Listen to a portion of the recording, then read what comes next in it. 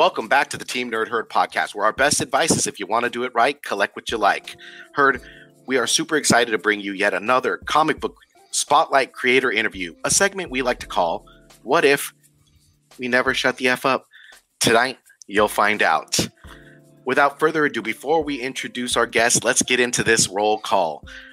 What's going on, JR? How's it going, my brother?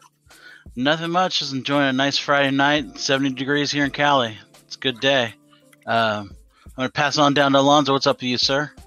Not much. Just looking forward to the weekend and just finding some time to kind of decompress and relax after this crazy week.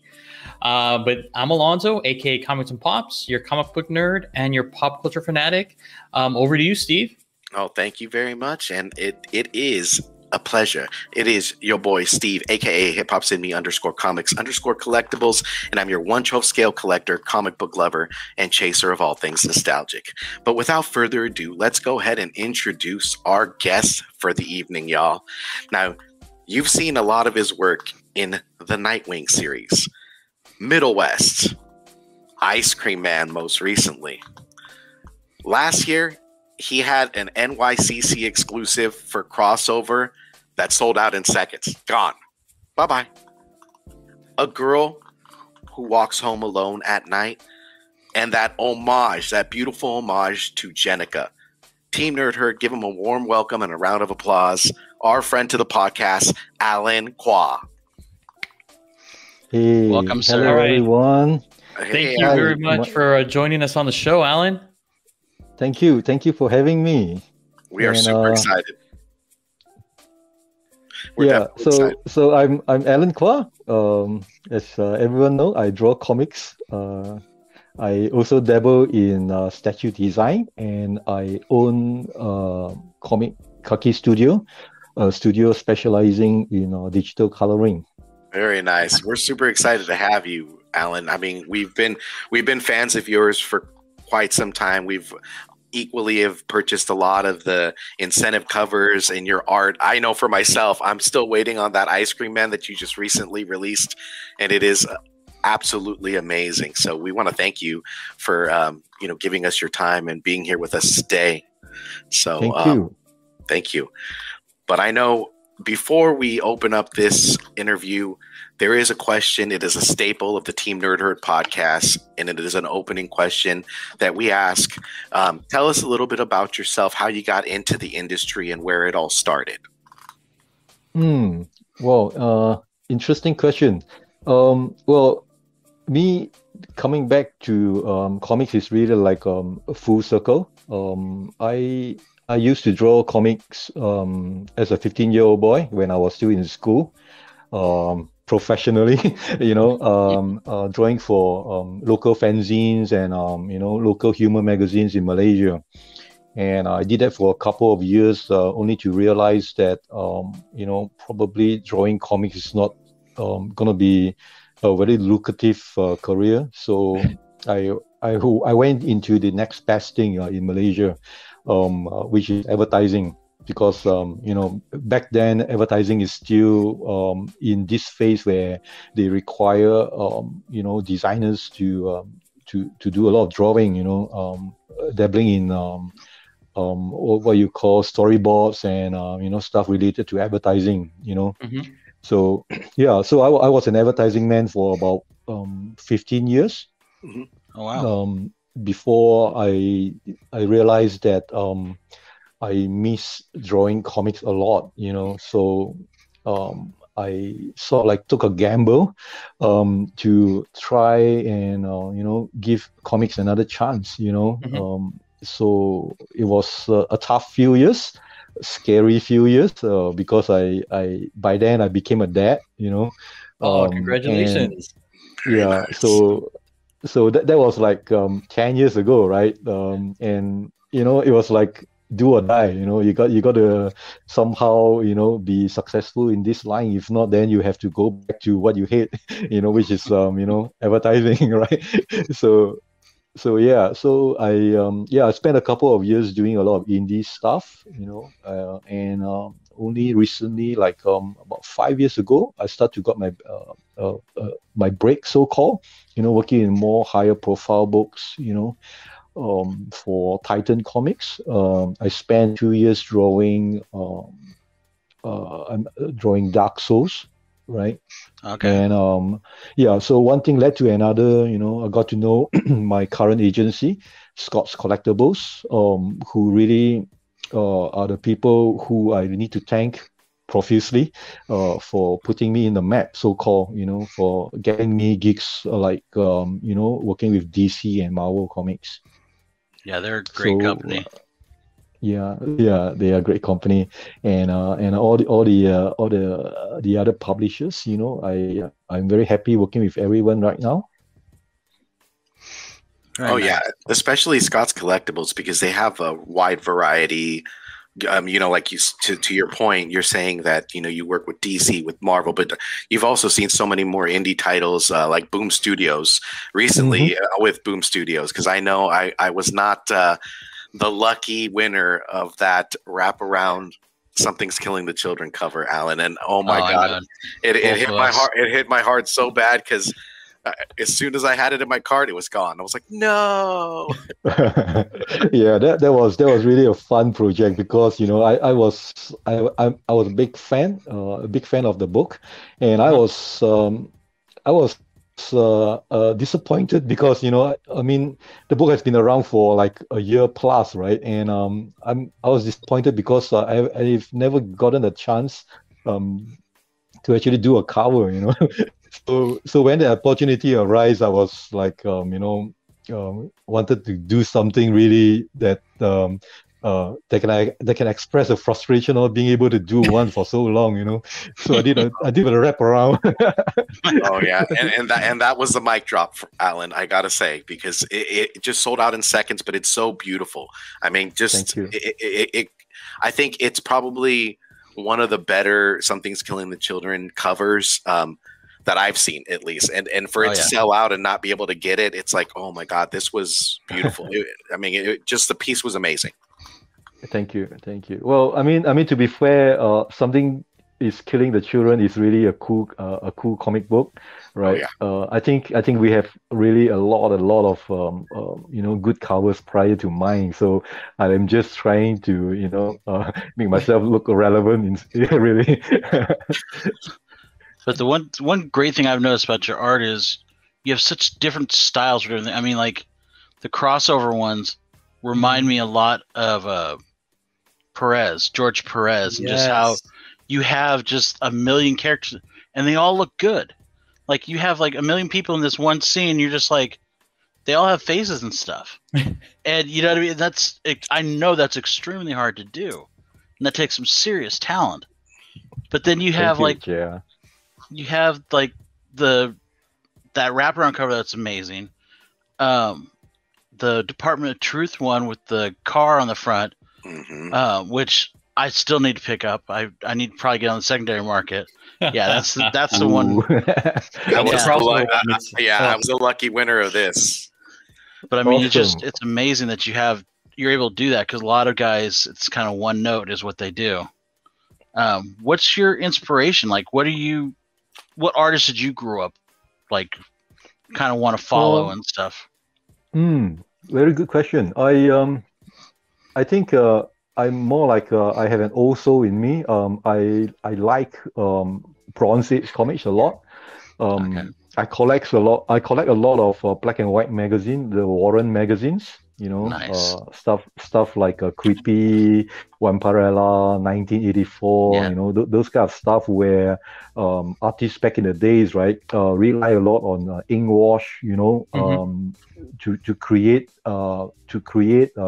depth, because printing back then was more of an inferior quality, and everything is all relying on the artist's capability in creating depth of field. So I love those stuff from there, and because of my love for those black and white magazines, right? So I sort of like have this little so-called love for ink wash. So some of my covers, you can see that I like to use ink wash as well.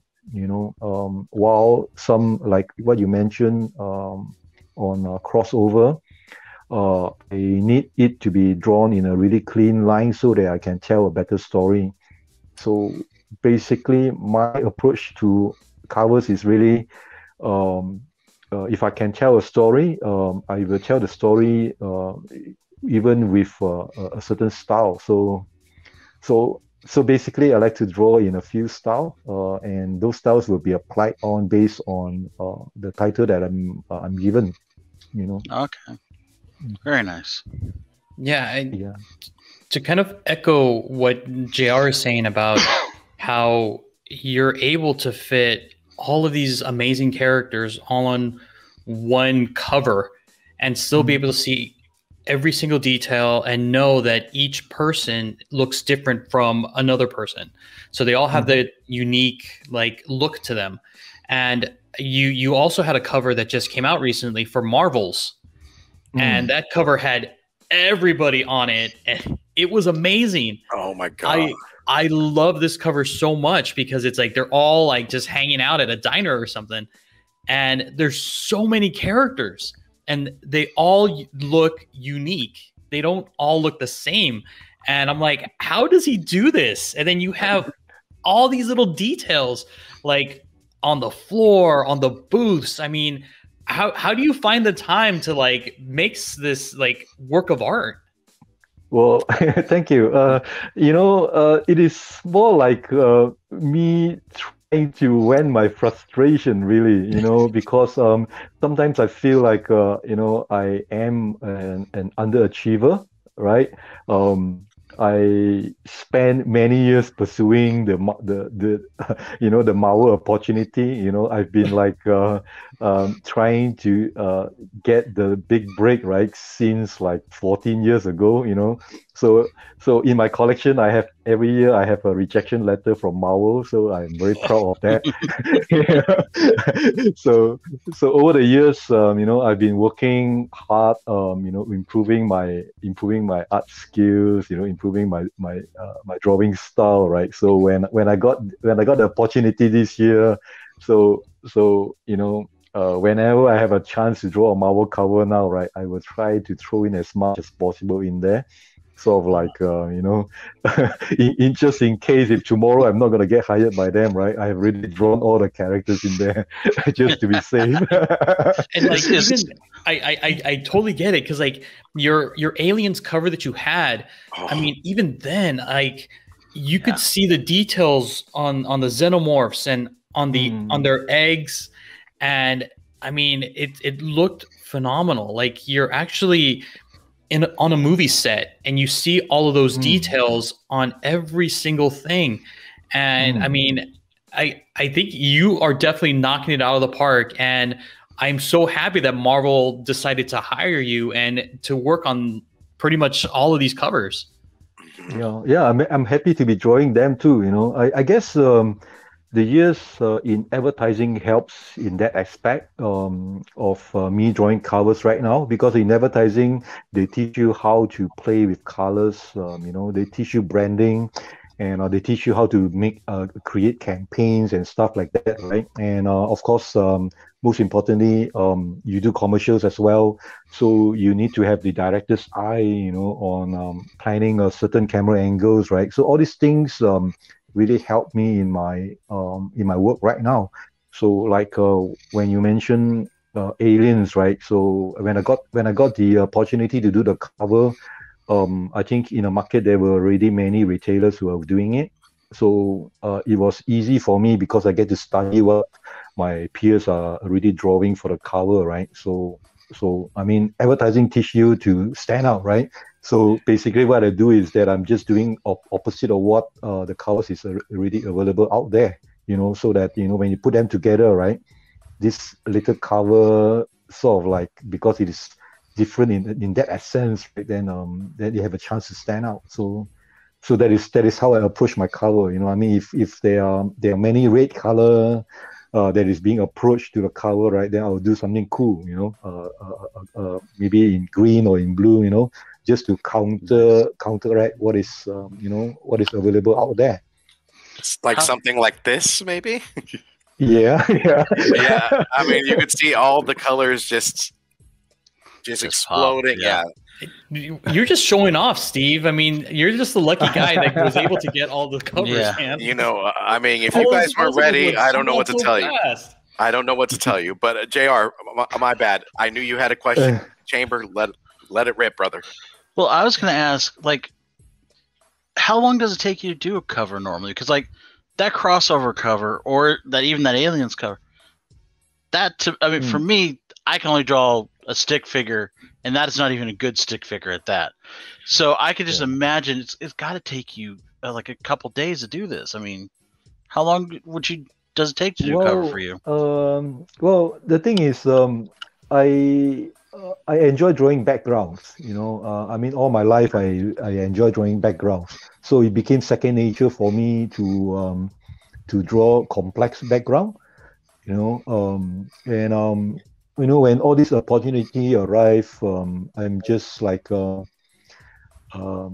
just want to like draw as many things as I possibly can. You know, I mean, you know, just in case, you know, that I don't get the opportunity to do this again. You know, but I remember that the first time I actually embarked onto something this complex was when I was working on a cover for TMNT 101. An exclusive for big time collectibles. You know, back then I did a cover of a ramen restaurant. The turtles were having ramen, you know, in a ramen shop, you know. Yeah. So that also like spearheaded the whole idea of throwing in elements into you know, into a comic cover, or for that matter to tell a little mini story, you know, something that we normal people can relate to, you know, like what I'm doing now, you know, with some of those covers that you mentioned, you know, a ramen shop, a comic book shop, you know, or like you know, for the Marvels, I did a diner for it, right? So I'm gonna continue pursuing this direction, you know, doing really ordinary scene with superheroes. I think I enjoy doing that, and I hope the fans does too. No, we most definitely do, because every time I can get a cover of yours, I'm already at the checkout buying it and waiting for it. So I can't wait to see the Ice Cream Man in hand. Now, I was going to ask you, Alan. I know you have an advertising background, and that really helps because all the colors that you like, everything that you're talking to, is shows in your work. But you also said you're a fan of statues. Now, like in your drawings, do you use some statues or a look of anatomy to capture a certain pose that you're really trying to exude in a cover? Yeah, well, initially, many of us we like to study statue designs to get inspiration, you know, to draw certain characters, or you know, to create certain pose. But we also have to be very careful with that, because nowadays it is very sensitive to actually do a full homage of of anything really, you know. So most of the time these days, if I ever need a complex pose, right? Sorry. No problem. What I do is that I will get my wife to take to shoot a couple of poses, you know, that I do myself. You know, yeah. So basically, that's how we how we design poses these days. You know, by shooting, taking photographs of ourselves. You know, or if we have friends who are willing to to joke around, right? So we would just take a bunch of photo references, you know, as poses. I was gonna say, I think Alex Ross does that too. He uses live action people to do that. I've also heard Greg Hildebrandt will take, like, I heard like a Godzilla. He's doing a piece where Godzilla's in it, and he had a toy Godzilla, and he'd put it up, and he'd put the light in a certain way so you can get the shadowing, not necessarily the figure, but just to get the shadowing right for it. Yeah, of course. Those definitely helps. I mean, if you have statues around, right? and you decide to do a certain light source, right? Then you can just throw the light source onto the statue, and you get a really good reference point, from there. So when you draw, do you actually use pen and pencil, or do you use like a digitally? Do you draw? What's your preferred method? It depends on which cover. Like for example, you talk about crossover, because it is such a complex design, right? My logic will tell me that I shouldn't draw with ink and wash, because if the editor needs anything removed, right? Right. I'm going to be in trouble. So my approach to covers like that is I will just draw with pencils, really clean lines, so that we can focus on detailing in colors. Okay. So yeah, while covers that are not so complex, and I know that I need to create a certain mood to it, right? Then I will draw with ink and wash. Sometimes I will just draw with pigment pens, and sometimes I will draw with the brush with ink wash, and sometimes I'll mix it up with Copics as well. Very cool. Is there any character that you haven't drawn that you'd like to draw? Oh, wow. Well, I am now in a position where I can say I am about to draw a lot of characters. Nice. So yeah, so in the coming months, you will probably see a few more interesting titles. Yeah, I'm excited to share that with you soon. Yeah. Oh, we can't wait. Go ahead, JR.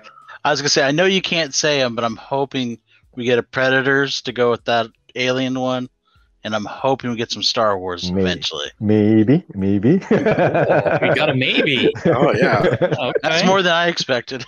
I'm hoping for a Wolverine. I know. Maybe. Yeah. So who's your favorite Marvel character, Alan? My all-time favorite is definitely Wolverine. There you go. Yeah. All right. Okay. What uniform do you like him with? The yellow or the brown? Or the tiger stripe? I think if you say it correctly, I believe it should be the yellow one that John Byrne did. Yep. You are a fan of the Bronze Age.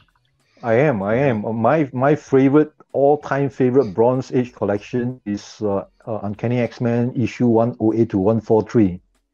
Nice. The whole entire collection of the X-Men drawn by John Byrne. There's my all-time favorite comic book. There's some amazing sketches. I mean, John Byrne is amazing. I mean, I've got several of his pieces, several books of his. Mm-hmm. He's the one guy he's like my white whale that I want to get to sign a book. Mm-hmm. That's the one thing I want from him. Yeah, I had the privilege to meet up with John in 2019 in New York Comic Con. I was doing a signing in at the IDW booth. And John Byrne was just standing right in front of me, waiting for his turn. Oh wow! Yeah. Wow. How did that feel? I feel like a fanboy. I was signing comics at the IDW booth, and then in front of me is John Byrne, and I was signing my books, and I look up and I saw John Byrne right in front of me, and I couldn't contain my excitement. My wife was next to me, and I was like geeking out, telling my wife, John Byrne, and he saw me doing that gesture, and then he walked over to me and say hi. That was like, wow. Wow. So we had a nice 10 minutes chat, so that was an awesome experience. Oh my God. That would have been an awesome experience for me too. I mean, I just can't imagine on your end. I mean, you meeting a lot of these artists and writers, and getting really in the mix of the industry. For us, I mean, it's a real treat. I mean, we miss Comic Cons, and we miss being in those lines and being able to wait to get something signed or remarked by our favorite artists. That I always am curious to know how artists or writers feel to meet their people that they look up to. It's just it's such an amazing experience. Thank you for sharing that, Alan. My God. Yeah, yeah. Well, I'm definitely. People ask me, what are you? I will always say, I am a comic collector first, comic artist second. Because I love my comics. If I don't love my comics, there's no reason for me to draw comics for a living. That is true. That is So- wow. Okay. So have you? Because you said you have a son, and it sounds like he's right about the right age to start planting those seeds. Have you started planting the seeds of comic books with him? Now, well, my son Aiden, he's not that into comics. He's more into building Legos and stuff. My elder daughter, Abby, she's more into it. She used to mimic me, at home. When I'm drawing at home, she will mimic me. She will set up her own table to draw. She will spend hours doing her paintings and stuff. So there was one time when I was doing a cover for Judge Dredd for an IDW project, where I need to draw Judge Dredd facing off with a bunch of mutants. So there was really a huge crowd scene of mutants, in the background. So I let my daughter sneak one of her drawing into the background. Oh, that's cool. Oh, that's awesome. Yeah. Now that's a secret variant right there. Yeah. So that was fun, trying to sneak my daughter's art in there, so one day she can be proud of that. My first published book, I was 9 years old. Oh That's my very God. cool. Yeah. That is way cool. Yeah. Now, Alan, is there something that, aside from being an artist, is there something that you would like to kind of branch out to in writing and putting out a comic? If so, would it be along the lines of superhero or along the lines of an indie title? If you could have your shot at that and say, this is what I want to do from the art into the writing, what kind of concept would it be? Well, it's interesting that you asked this question because recently I created a character. Well, basically it was an invitation by a local publisher in Malaysia who just started a new fanzine, and they invited me to draw a cover for them. And I used to draw for the Malaysian market, right? And that was like many years ago. So it was interesting to come back to my roots, to draw something for the community. So I did something recently, a girl in a mecha suit, so that's sort of like got me interested in perhaps I can sort of like do something with this character, as I was creating that cover, and while I was doing it, and then by the time I finished drawing it, right, I realized that I have a few mini story to tell, So and because this is a nice platform for Malaysians to create short stories, right? So I have an ambition to right now maybe whenever I'm free, right, I'll just draw a 3-pager using this character and see what I can do with it. So hopefully one day, right, if I compile enough pages, then I can create a product of my own, using this. So we'll see. That's very cool. Oh yeah, Yeah, I would be super excited. To just kind of add to what Steve was saying, I mean, if you're looking to that, I mean, we know a lot of the artists that are going through the Kickstarter route, to get those ideas, to get those fans to get excited about it and help you crowdfund or fund the project. So when you don't have to do it alone. Trust us.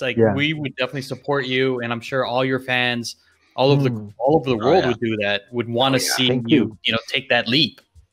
Thank you at once. But I think right now my journey is really to draw the license products at the moment. I think that makes more sense to me, right now. That gives me an avenue to express myself creatively, using characters that is more assured, in that sense, right? And I can pick and choose products that I think I can excel in, and give something to the fan base, and at the same time also try to create a larger audience to my work. And if when the time is right, I will definitely, do my own product. So, other than New York Comic Con, have you come to America for any other cons? Have you been like San Diego Comic Con or anything? Well, it was unfortunate that COVID had to happen last year, because last year we had really big plans, to travel to a few shows, But prior to New York Comic Con, we went to Orlando MegaCon. Okay. So those were the two shows that I had the chance to go to in 2019. So 2020 was a year where we thought that we're gonna go to Dallas. We'll probably go back to New York again and do a show in Africa and wow.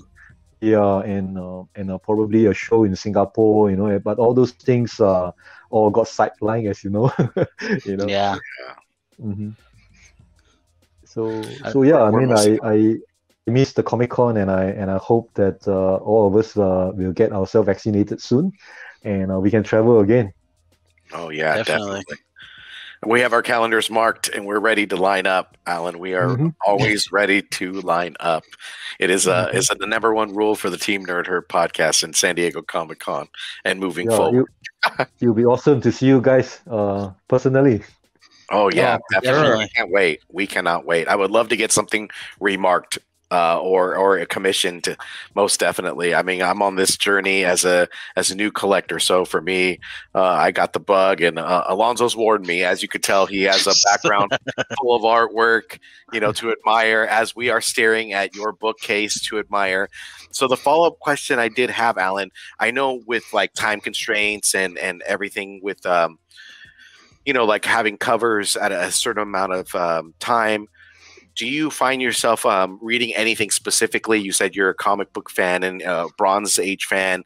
Do you find any modern stuff that you pick up and possibly read? And if so, what is that? Oh gosh, I'm so ashamed to say that because I'm busy these days, right? The only books that I actually read, right, are the books that I am being asked to draw.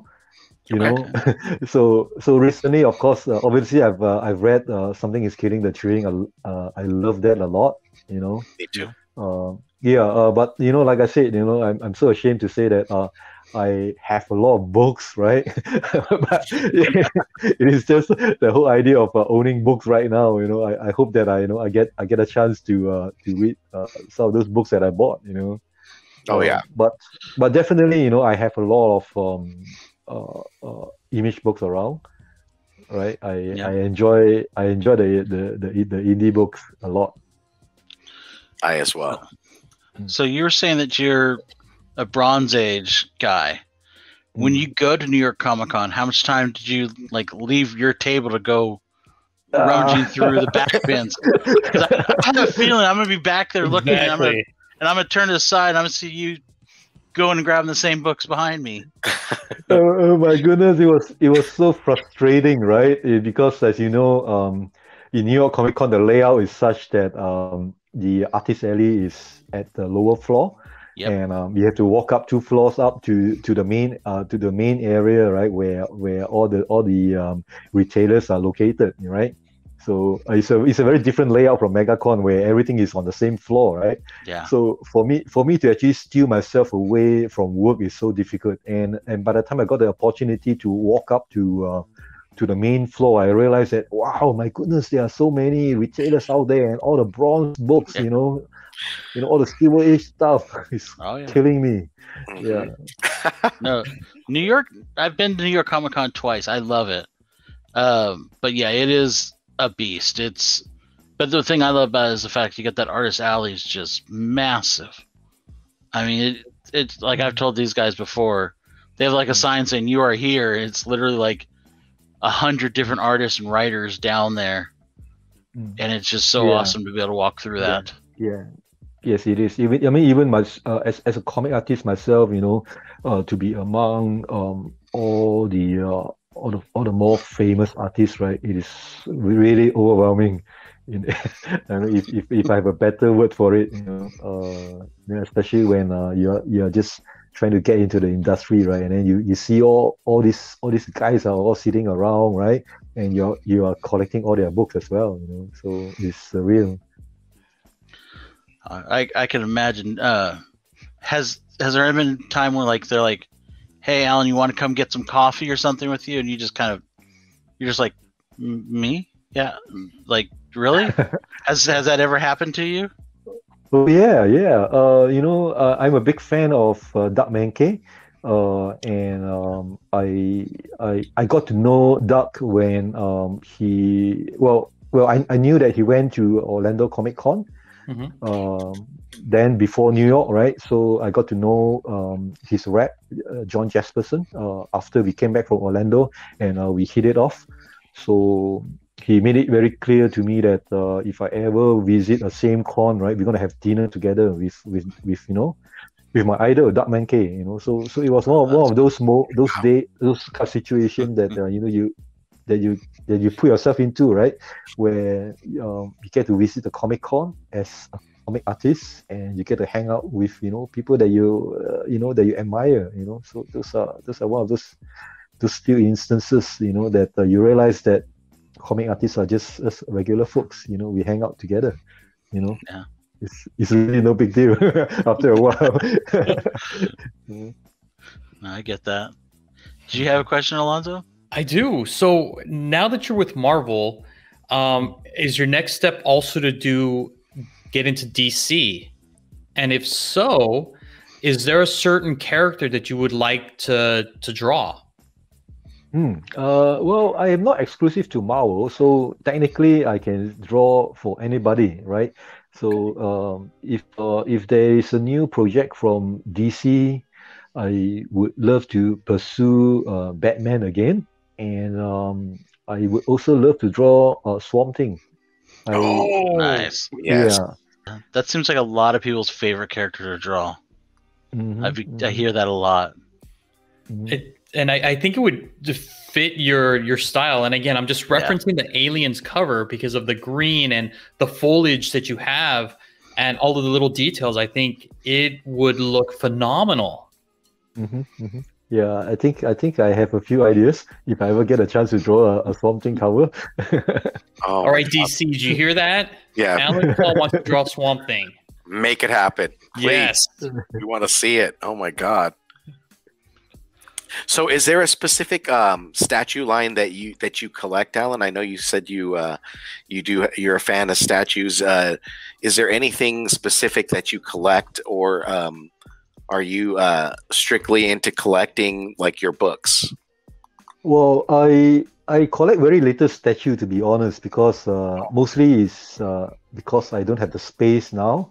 So I know that problem. Yeah, that is our our biggest problem, isn't it? So I do collect a lot of action figures, though, especially those designed by Todd McFarlane. Okay. Yeah, those are awesome. Yeah, I have a few of those lying around, and I also design some statues for a pewter company based in Malaysia. It is a local brand, and I've been working with them for the last few years. So far, I have done like close to 24 or 24 pieces of statues for them. Wow. Wow. Mostly for DC and Marvel.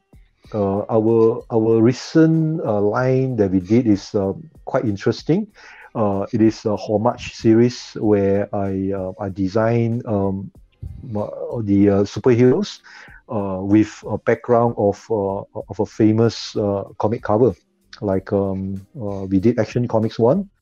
We did Spider-Man for Air 15. So it's a series that I am now still working on. More to be coming out soon, using famous covers.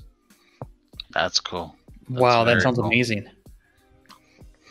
Will that be coming to the States or just Malaysia? Well, I think it's available in the States as well. I think if you search for this company called Royal Selangor, you will find all my my pewter statues designs in there. It's called Royal Statues?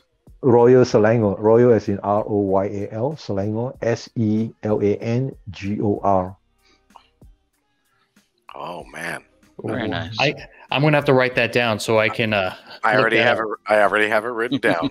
All right, cool. I'm one step ahead of you, Alonzo, because I need to see these pewter statues. I'm just for sure. Yeah.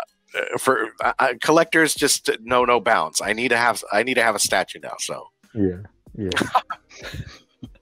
So, do you also, since you also have a Funko Pop up there, do you also collect those too? Yeah, I have a few Funko Pops, but I don't have it in the studio here. I mostly put all the Funkos in my apartment, and there are some in my art studio as well, but not in the home studio. There's just not enough space anymore because right now the shelf in front of me over here, I have all my Todd McFarlane's. Wow. Oh man, yeah, I love the McFarlane figures. They're so detailed, and the articulation. I mean, it's fantastic. Most importantly, it's affordable. Yeah, that is true. They're not breaking the bank because you can get into imports and be paying like $85, $95, $65 for more articulation and a little more. But yeah, that doesn't break the bank. I totally agree. I also do Marvel Legends as well. I stay away from the toys. I do minibus. I'm a big Star Wars fan, so I got all the minibus. So now, go ahead, Jer. I was gonna say, when you're at cons, do you do commissions? Yeah, we do. But I suspect, by the time the next con arrive, right, the situation will be a little bit more chaotic. Because mainly because we missed the cons for like since 2020, right? So during this period, collectively, I think we have drawn really a lot of covers. So chances are we'll probably do less commissions, but more signing. I'm pretty sure. Yeah, that makes sense. Yeah. So this is like there will be a lot of fans out there who have collected your books, but then they just don't have the the avenue to send the books to you because logistically it's just crazy. Oh yeah. Yeah. And we have a hard enough time sending books inside the states from one state to another without them getting damaged. I don't want to try to send them anywhere international. I don't care if it's Europe or UK. I mean, Europe or Africa or Malaysia. It's crazy. Yeah. Well, I have a lot of boxes behind me right now, where it is shipped from Scott's Collectibles or from the retailers directly. So the challenge right now really is receiving the box, take them out from the comic shoes, signing them, packing that back in, and then sending it to the shipper. So it is a lot of work, just to sign books these days. Oh, I can imagine. Especially with the time frame that that you're given to. I mean, it could be a lot of work for sure. Alonzo, you were going to say something. I'm sorry. No, I was just actually going to say, like, Dan from Scott's Collectibles, like, he's amazing. I mean, that guy, he is on it. Like any sort of questions you have, like, he'll reply to you like same day or even next day, and he's located in the UK. I mean, it's great. He's a pleasure to like work with. Yeah. I mean, he's my big brother. I mean, without him, you guys don't talk to me here now. He made everything happen for me. Well, and it seems like he really supports artists too. Like I always see, like I hear your name and Natalie Saunders and a couple other names. He's always bringing up the new up and comers, which is awesome because I like to get those people that are just brand new that are doing something fresh and innovative. Because it's nice to have like those pieces. You know what I mean? They're something special about them. Yeah, I mean. I'm sorry. Go ahead, Alan. No, go ahead, please. No, I'm just saying. Daniel Scott and his dad Alan Scott started this brand, Scott's Collectibles, And I think it is amazing that they gave opportunities like this to people like me, who is like on the other side of the world. I mean, for me to travel to US, right, it's like a 24-hour journey, right? And Wow. before getting to know them, I think the whole concept of going to a Comic Con, right, is practically non-existent. I mean, there's no way I'm gonna fly myself there, and attend a convention, right? Without getting myself, in situations where I can't get a place, or I can't find accommodations and stuff like that. But with Daniel, he managed to make things possible for me, by flying me to shows and introducing me to all the retailers, all my employers, my current employers. I mean, everything is all him.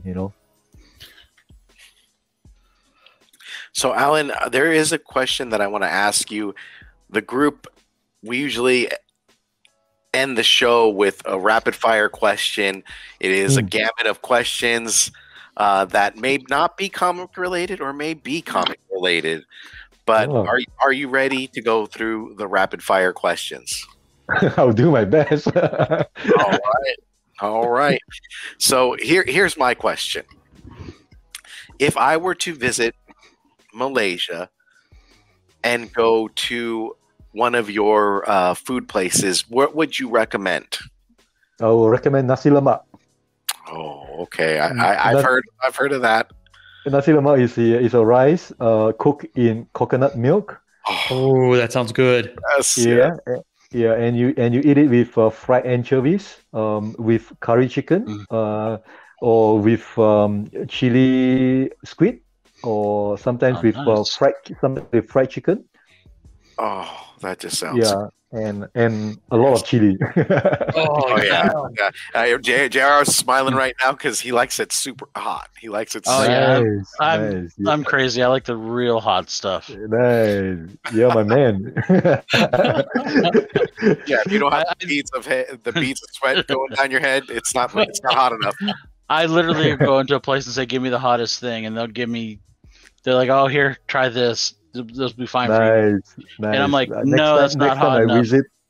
Next time I visit the con, I need you to be around so that I can show me to the hot stuff. Oh, definitely. Yes, you will roll with us. If you go to San Diego Comic-Con, Alan, we will take you out and take you around San Diego to the finest food spots. Get you some really good Mexican food, guys. Yep, that's for sure, 100%.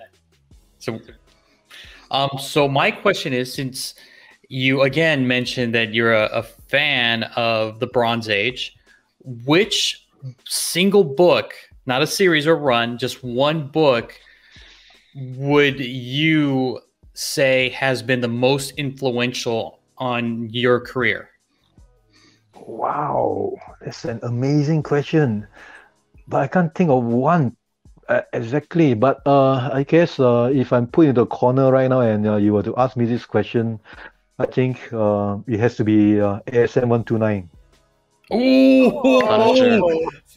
my God! Did you hear that, JR? Yeah. Yes, I've got one of those. Oh, that's a great. Oh my God, it's Punisher. Come on, that's a great book, and the cover is amazing. Oh, that's a great pick. I love it. It is an amazing book. I still love the cover. I had the privilege to draw much of that, and I can't say no because honestly, I personally am not a big fan of drawing homages, but big time collectibles asked me to do one, and homage is a ASM 129. I cannot say no.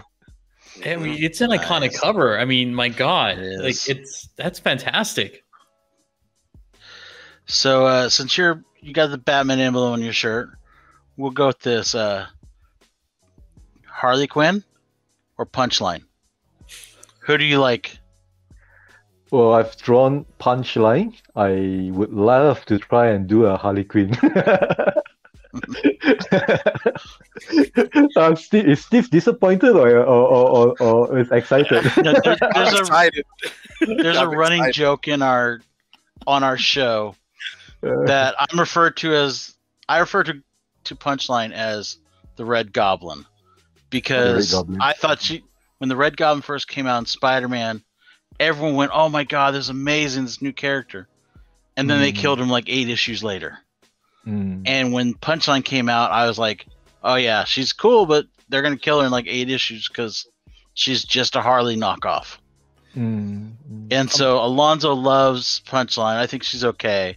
I think she's a watered down version of Harley personally. But just to kind of add to your cover of Punchline, I love it. I mean, there's so much action. I mean, it's like they're falling from the sky. I was like, oh my God, they're coming for me. I mean, it's like they're jumping right off the page. I love that cover, by the way. It's in my collection and it's not going anywhere. It's beautiful. And again, you have this sense of movement in it. I love it. Thank you. Well, the process of that book was quite interesting, and it's unfortunate that there were other ideas that was not allowed, because our initial idea was to make it more like a gang war, a Punchline and the Joker standing in a back alley with the goons, right, carrying weapons and stuff like that. But it was not allowed. Apparently, drawing guns is a big no-no right now. So most of the mainstream covers are not allowed to show any guns. So the idea was shot down, and then we came up with this idea of Punchline and Joker jumping down from a tall building above, right, into an alley or somewhat. My initial idea was to have Joker shooting a gun, at the reader, right? Again, it was shot down, and then we reverted to a toy gun with a bang, right, outside the nozzle, right? That was shot down, and then I tried to salvage it by doing this gesture, right? This hand gesture. It was still not allowed. So in the end, we just had to do something safe. You know what? But just done a fish. That safe choice is still unbelievable. Yeah, I mean, we are happy with it because we get to. Oh my God, I'm happy with it. I was like, oh my God, this is great. yeah. I'm glad we managed to salvage the idea. Art for that, let me know. Unfortunately, it's already so. Oh my God, it's so good. Strike out, Alonzo. Don't worry, there will be others. Oh, okay. I like the sound of that. You got another question, Steve? Oh yeah, I was another round robin. Yeah, another round robin, Alan, and then we will close the show. I know you have other things to do in your day. Is there a specific music that you listen to set you in the mood for drawing? And if so, who is that artist? I don't really have a specific artist that I like, but I like to have some noise in the background when I draw, and basically Spotify is my choice, and because the way algorithm works these days, right, is that when you play what you call classic rock, right, so everything is recommended as classic rock. So at one point I was currently right now I am into music from New Amsterdam, and I realized that all those are really nice folk acoustic sounds, so I'm into that right now. Okay, all right. Yeah. Spotify hurts me because they're classic rock now. It's like I'm a huge Guns N' Roses fan and Nirvana fan. All this stuff that's from like the 90s, that's all classic rock now. Yeah. So I have a habit of every time when I'm working and I'm listening to something on Spotify that I like, right? So I will just post it as a stories on my Facebook account, so that the fans know that what I'm listening to. Nice. And honestly, it's kind of lame. So Alan, I know you have limited time, but have you watched the Justice League Snyder Cut? Oh God. I have. I have watched it. What did you think? Did you enjoy it? I did. I enjoyed it, but I honestly, I just don't have the stamina to watch a 4-hour movie anymore. I remember back in the days, my uncle used to bring to watch, reruns like, those old movies, where it is 4 hours long, like Ben-Hur, those kind of stuff where they have intermission in between. So watching the Snyder Cut makes me remember that my uncle used to force me to watch a long hour movie with him. No, I totally get it. I mean, even I had to watch it. I watched it like the first 2 hours and I paused it and just did some stuff and then rewatched it. So what was your favorite part of the Snyder Cut? What part really stood out that you're like, wow, this is great? Well, I like the fact that he redesigned the bad guy. So sorry, I just lost his name. Steppenwolf or Steppenwolf? Yeah, Steppenwolf. I love the fact that he redesigned Steppenwolf. I find the costume really cool. There are a lot of moving organic parts as while he's moving around, right? I find that very cool. I like the way they reintroduce Wonder Woman. That particular scene strikes me very well. I enjoy that, and I think I like the ending as well. I'm right there with you. Like I thoroughly enjoyed the movie as well. And I found that it was far superior than the movie that we originally got. I was like, this is what it should have been. Well, I think the aesthetic of it is amazing. I think I enjoy the aesthetic of this cut. Really. So I have to ask Alonzo, when did you get replaced by copy 801? Sorry, that's an inside joke for us. Have you guys watched the black and white version yet? I haven't yet. Won't. I refuse. I haven't yet. I haven't yet either, but I will. My life is worth more. I personally don't like Snyder. I think Snyder's a horrible director, but that's just me. Anyways, on to better things. Aliens or Predator? That's my question. Oh, yeah. What do you prefer? Right now. What do you prefer, Aliens or Predator? Like, if you were to sit down and watch a movie. I think it's very unfair to have a preference because both of them are from different era. Alien is way much earlier than Predator, and Alien was designed during a time where you have very little special effects to hide with. It's all based on camera tricks, right? Right. Well, when a Predator is designed in an era where you can add a lot of cool effect to it. I would say if you ask me in a situation where it's life or death, right? I guess it's gonna be Alien. But still, Alien, even though it's older, I would pick Alien. I mean, I think it's better without having the tricks. I mean, look at Star Wars; it's some amazing stuff, even holding up 40 years after the fact. Well, Alien is sort of like a no-brainer for me because I remember when the movie came out, Walter Simonson did what you call a movie adaptation of it, and I still have that book with me right now. Oh, it's wow! It's an amazing comic adaptation. I'm gonna have to hunt that down. Mm-hmm. All right. Alan, you made it successfully through the rapid fire questions. And with that being said, we want to thank you for joining the Team Nerd Herd podcast. We want you to tell our subscribers where they can find you on Instagram, Facebook. Please plug in your information to our subscribers. Let them know where they can find you and take us out Team Nerd Herd style. Yeah, you want to all you need to do on Facebook is to type my name, Alan Quah, and you can find me there. And on Instagram it's the same, Alan Quah. So these are the only two platforms that I share my work, and I look forward to seeing all of you on my Facebook and on my Instagram.